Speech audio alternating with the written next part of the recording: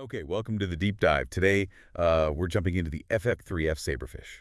Right, and that interesting duckbill version too, from Mobile Suit Gundam, the origin. Exactly. This was, well, the Federation's main space fighter before the whole mobile suit thing really kicked off. Yeah, smack dab in the middle of the early one-year war chaos. It's a crucial piece of that puzzle. Right, so our goal here, our mission, if you like, is to sort of unpack the tech, Yeah, their roles. and really their significance, Mhm. why they mattered right then. Okay, let's start with the standard one, the FF-3F Saberfish, Hervic Company. Hervic, right, and it was designed to be polyvalent. That's the term. Yeah, basically meaning it could handle space, combat, and high-altitude atmospheric stuff. Interception, mostly. Which, makes sense before they had specialized units like GMs or balls later on. Shows Yeah. their thinking. It had powerful rocket thrusters, needed for space, obviously. Yeah. Single cockpit, Standard fighter setup for the time. Canopy style. size-wise.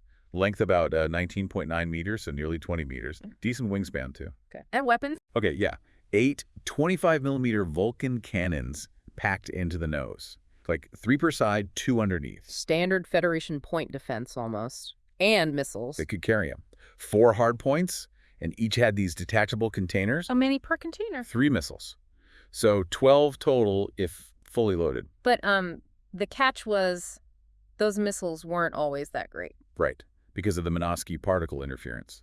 That classic Gundam tech that just messes up sensors, guidance. Forces everything into, well, knife fighting range, basically. No long-distance sniping. And you really see this bite the Saberfish to the origin. Remember the von Braun defense attempt? Oh, yeah. A Saberfish unloads everything, all its missiles, at Zaku first. And poof, Char just sidesteps it, practically laughs, and takes the fighter out. Futile. It's such a clear illustration of the gap opening up, and that was just Zaku first. Then came Loum. Ah, Loum. That was rough. Yeah. For the Saberfish pilots, I mean. A total disaster. They basically threw waves of Saberfish against Zeon's main force, the Zaku II. And the Zaku's. I mean, better armor, way more agile in close quarters, beam hawks. Yeah, the Saberfish just got shredded. The losses were astronomical for the Federation pilots. Loum was the wake-up call. Yeah. Like bright flashing lights saying, these fighters aren't cutting it against mobile suits anymore. A really harsh lesson. Adaptation became critical for the Federation. Which kind of leads us nicely to the other variant, the FF-3F reconnaissance type. The duckbill, you gotta love the nickname. Yeah, you see that long nose, you know what it is. Officially, it's the recon type, or sometimes scout type Saberfish, Kimonohashi. Kimonohashi means platypus, so duckbill works. So its job was purely intel gathering, reconnaissance in space. And the design changes reflect that completely. Their big nose, packed with advanced sensors, a radar dome. And they added more sensors elsewhere too, right? Yeah, on the back of the cockpit area, and they swapped out one of the rear containers for, well, more sensor gear. Interesting trade-off. More eyes, less, well, everything else. And crew. Needed 2 people for this one. A pilot, obviously, and a dedicated radar operator or observer to handle all that data. Makes sense. And the really wild part. No guns. They took out all the fixed weapons, the Vulcans. Gone.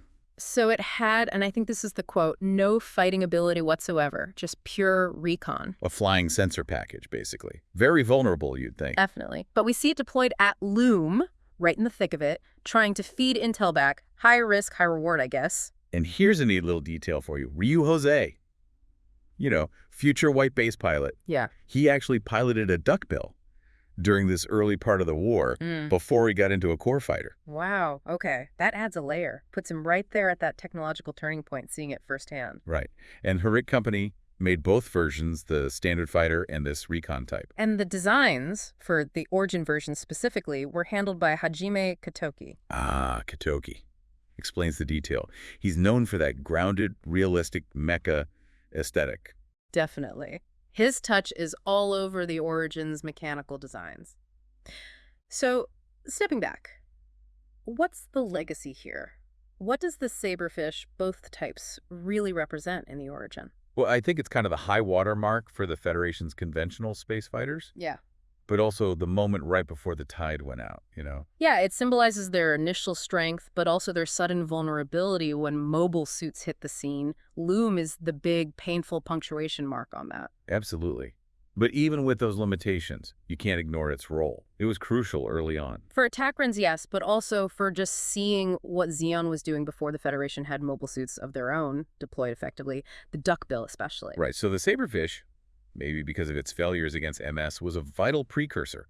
Its struggles highlighted exactly why the Federation needed Project V, needed the Gundam and the GMs. It pushed them forward technologically and tactically, a necessary, if painful, step. It really makes you think, doesn't it, about how fast technology can just upend everything in a conflict. Totally. That shift from fighters to mobile suits is such a clear example. You adapt or you become obsolete fast. Something to keep in mind.